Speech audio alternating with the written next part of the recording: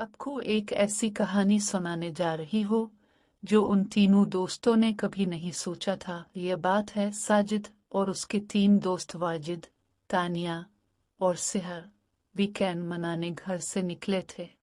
वो अंधेरी रात थी। आसमान को सियाह बादलों ने ढांपा हुआ था। सर्द हुआ सर्दी की शिद्दत में इजाफा कर रही थी। वो चारों अपने घर के करीब वाले गार्डन में इकट्ठे हुए थे।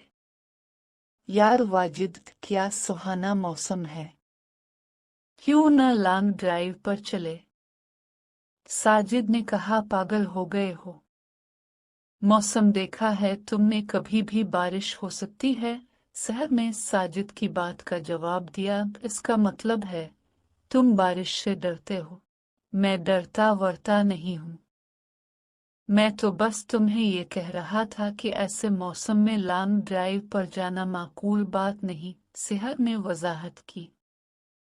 अच्छा जी, फिर तो तुम भी हमारे साथ चलो। और तुम अकेली रहकर क्या करोगी तानिया? तुम भी हमारे साथ चलो, वाजिद ने कहा। जाना कहाँ है? वो मेरे पापा का फार्म हाउस, वहां जाना है। क्या इतनी दूर? सिहर ने कहा, डर गई। फिर वो लॉन्ग ड्राइव पर चल निकले। कुछ देर बाद मौसम मजीद खराब हो गया। साजिद ने FM ऑन किया। सब म्यूजिक से हंस उठाने लगी। मौसम की शिद्दत में इजाफा होता जा रहा था। अंधेरे पर अंधेरा छा रहा था। बादलों ने गरजना शुरू कर दिया। साजिद और वाजिद दोनों इस मौसम को एंजॉय कर रहे थे, जबकि तानिया पर एक वहशत तारी थी। मैंने पहले ही कहा था, मौसम काफी खराब है। अब भी वक्त है, वापस घर चलते हैं। तानिया ने मौसम की सख्ती देखते हुए कहा। साजिद और वाजिद ने इसका डर समझने की बजाय इसका मजाक उड़ाना शुरू कर दिया। 2 मिनट के बाद के अचानक कोई बाहर से विंडो खटखटाने लगा। कौन? बारिश की वजह से बाहर कुछ नजर नहीं आ रहा था।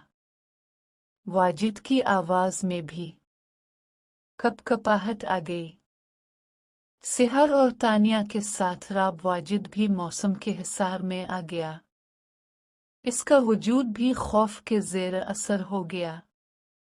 साजिद ने बाहर निकलते ही एक बूढ़ा आदमी को देखा जो खड़ा हुआ था। उसका चेहरे लंबे बालों ठुका हुआ था। इसने कहा, बेटा, यहाँ अकेले रहना ठीक नहीं। ये जंगल रूहों का भूखा है, इसलिए जितनी जल्दी हो सके यहाँ से चले जाओ, वरना ये तुम्हें भी खा जाएंगे। सिहर और तानिया मजीद घबरा गई। वाजिद भी अब बाहर आ चुका थे। हमारी कार खराब हो गई है और यहाँ कोई मैकेनिक है? वाजिद ने इस बूढ़े शख्स से पूछा। इस जंगल में कोई मैकेनिक नहीं मिलेगा तुम्हें। हाँ, अगर चाहो तो मेरे साथ आ सकते हो, पास ही मेरा घर है। चाहो तो आज रात वहां ठहर सकते हो। ये कहकर बूढ़ा शख्स वहां से चल दिया। तानिया फौरन कार से बाहर आई।